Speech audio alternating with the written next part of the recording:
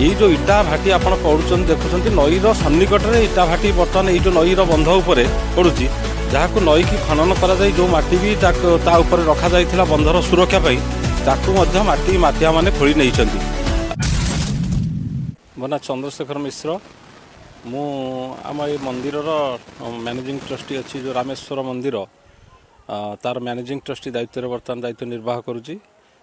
बेआईन इटा भाटी आप अंचल गढ़ी उठी असुविधार सम्मुखीन आज्ञा ये जो बेआईन इटा भाटी संपर्क में आम बहुबार प्रशासन निकट में आगुरी अभियोग कर प्रथमतः जहाँ तो यह तापमात्रा को प्रभावित करुच्ची सेटा अलग कथा किंतु ग्रामर भौगोलिक अवस्थिति को मध्य यह प्रतिहत करुच्ची। आपण ये देखिपे नई बर्तमान ये खाई खाई आसिकी आम जो जगार ठिया होचे यहाँ गोटे तीर्थस्थली जहाँ को अग्नि तीर्थ बोली अभिहित कराए। ये बहु पुरातन कीर्तिराज्य पोती होकर अच्छी प्रत्नतत्व विभाग एप्रति अतीत दृष्टि देते एवं खोला भी अधा रही बहुत कीर्तिराज आ तले पोती होकर अच्छी। एठी वर्षकर सबु समय ये अंचल विभिन्न जगार लोक मैंने आसी अस्थि विसर्जन और पिंडदान आदि करिथांती। ये जो इटा भाटी आप पड़ुंट देखुं नईर सन्निकट में इटा भाटी बर्तमान ये जो नईर बंध उपर पड़ू जहाँ नई की खनन कर जो माटी भी ताऊपर रखा जाइथिला बंधर सुरक्षा माटी माफिया माने खोली नहीं। एमती कि थरे दिथर प्रशासन किसी स्टेप नहीं तापर न नहीं पारिक विभिन्न समय प्रशासन आढ़ुआल से माने ये माटी की खोली नहीं से आत्मसात कर बहुत इटा पकई बिक्री कर एमती कम वर्तमान सुधा भी आप देखुवे नई आर पारे जारी रही। यह संपूर्ण जोटी जारी रही यहाँ आमर नियाली तहसिल अंडर टोला गोपीनाथपुर मौजार जगह ग्रामवासी बहुबार विरोध एप्रति रही विरोध कलापर इटा माफिया धमक चमक द्वारा किसी ग्रामवासी बारंबार नीरव रोचंती किंतु वर्तमान एभली परिस्थिति उपजी ये जो जगह आप देखुं तीर्थस्थान संपूर्ण भाव में खोली हो लुप्त हवा अवस्था को आसला एमतीक रास्ता आड़ को नई खाई खाई चलला नई तार गतिपथ परिवर्तन कला। स्थानीय प्रशासन को बहुत बार अभियोग कर किंतु थरे अधे से एपट को आसपर आउ कौन कहीं स्टेप नहीं ना कौन पाई नहीं ना आम से प्रति संपूर्ण अज्ञ किंतु आम चाहूँ प्रशासन आ प्रति दृष्टि दौ ये नईर सुरक्षा ये गाँव सुरक्षा ये जो तीर्थस्थान सुरक्षा ये अंचल सुरक्षा प्रति दृष्टि नदेले ये आगामी वर्षे 6 मास भितर कि 2 वर्ष भितर ये पूरा संपूर्ण रूपे जगह खोली होगी ये जगह नई ये गर्भ चलीज आउ ये अंचल भी अंचल प्रति पूरा प्रभुत विपद देखादेव। मार्च मास आसला खरा दिन आसला ये जो दह डह खरार इटा पोड़ा आज्ञा लोक संपूर्ण रूपे अतिष्ट हो सारे परिवेश एत दूर प्रदूषित होती पुरी जिले में कौन प्रशासन स्टेप नौ आम जानी माने आम शुणुचु किंतु कटक जिले में कहीं एपर्यंत प्रशासन सेमती किसी आखि दृष्टिया स्टेप नहीं पारि ना।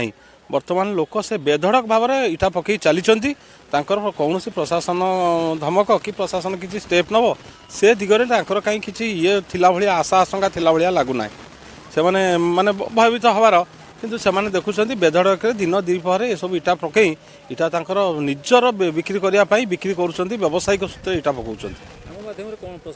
आम आज्ञा आपण माध्यम यही कथा प्रशासन को कहबू जदि से माने ये अंचल सुरक्षा ये तीर्थस्थान सुरक्षा प्लस ये जो परिवेशर सुरक्षा चाहूँ से यथाशीघ्र आ प्रति किसी एक्शन नियंतु नहले आम बाध्य हो ग्रामवासी तरफ तहसिल आगे हो बा जिलापाल आगे हो निश्चिंत रूपे अनशन आम बसवा बाध्य हो।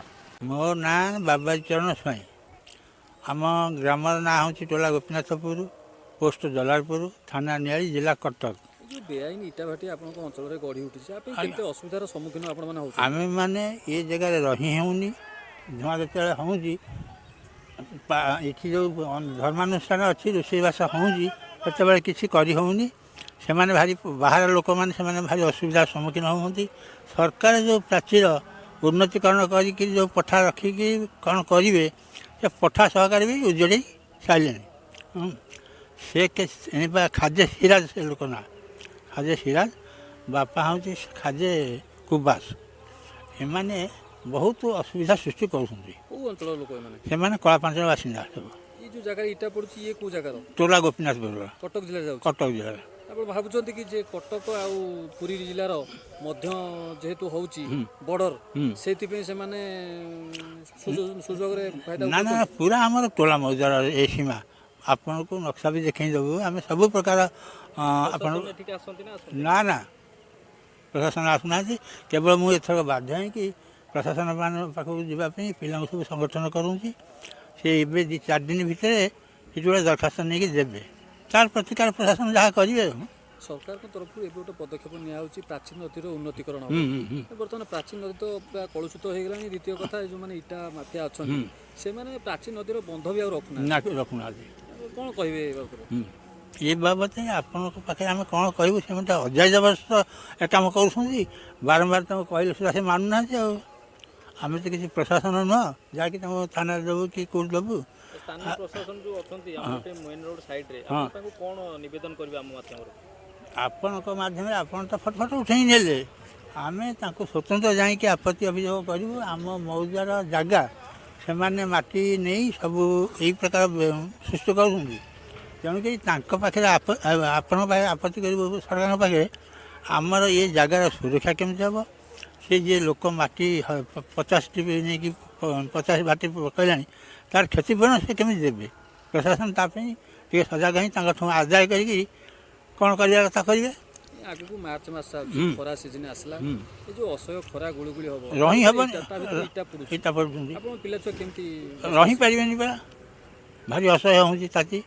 ଆପଣଙ୍କ ପାଖେ ଏତିକି ନିବେଦନ କରୁଛୁ ଆପଣ ଏବଂ ନିଆଳି ପ୍ରଶାସନ ସେ ଆସି ଭାଟି ଫାଟି ବନ୍ଦ କଲେ ଆମେମାନେ ବେଶୀ ଉପକୃତ ହେବୁ।